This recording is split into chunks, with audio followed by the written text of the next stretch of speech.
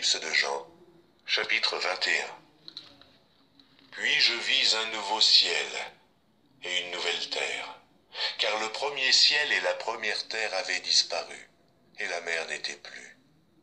Et je vis descendre du ciel, d'auprès de Dieu, la ville sainte, la nouvelle Jérusalem, préparée comme une épouse qui s'est parée pour son époux.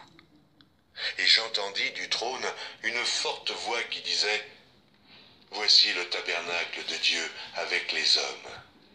Il habitera avec eux, et ils seront son peuple, et Dieu lui-même sera avec eux. Il essuiera toute larme de leurs yeux, et la mort ne sera plus. Et il n'y aura plus ni deuil, ni cri, ni douleur, car les premières choses ont disparu. Et celui qui était assis sur le trône dit: Voici, je fais toutes choses nouvelles. Et il dit: Écris, car ces paroles sont certaines et véritables. Et il me dit: C'est fait. Je suis l'alpha et l'oméga, le commencement et la fin. À celui qui a soif, je donnerai de la source de l'eau de la vie gratuitement. Celui qui vaincra héritera ces choses. Je serai son Dieu, et il sera mon fils. Mais pour les lâches, les incrédules, les abominables, les meurtriers, les impudiques, les enchanteurs, les idolâtres et tous les menteurs, leur part sera dans l'étang ardent de feu et de soufre, ce qui est la seconde mort.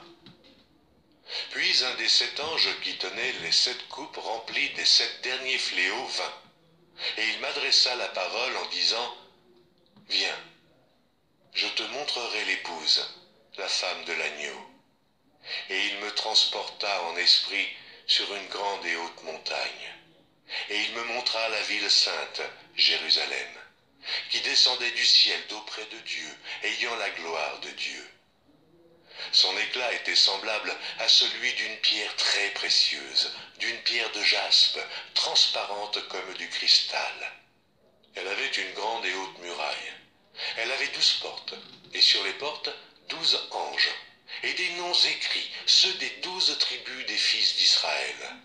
À l'Orient, 3 portes, au nord, 3 portes, au midi, 3 portes, et à l'Occident, 3 portes. La muraille de la ville avait 12 fondements, et sur eux les 12 noms des 12 apôtres de l'agneau. Celui qui me parlait avait pour mesure un roseau d'or, afin de mesurer la ville, ses portes et sa muraille. La ville avait la forme d'un carré, et sa longueur était égale à sa largeur. Il mesura la ville avec le roseau, et trouva 12 000 stades. La longueur, la largeur et la hauteur en étaient égales. Il mesura la muraille et trouva 144 coudées, mesure d'homme, qui était celle de l'ange.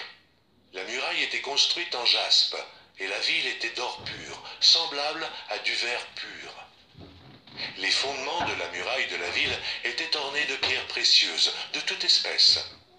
Le premier fondement était de jaspe, le second de saphir, le troisième de chalcédoine, le quatrième d'émeraude, le cinquième de sardonyx, le sixième de sardoine, le septième de chrysolite, le huitième de béryl, le neuvième de topaze, le 10e de chrysophrase, le 11e d'hyacinthe, le 12e d'améthyste.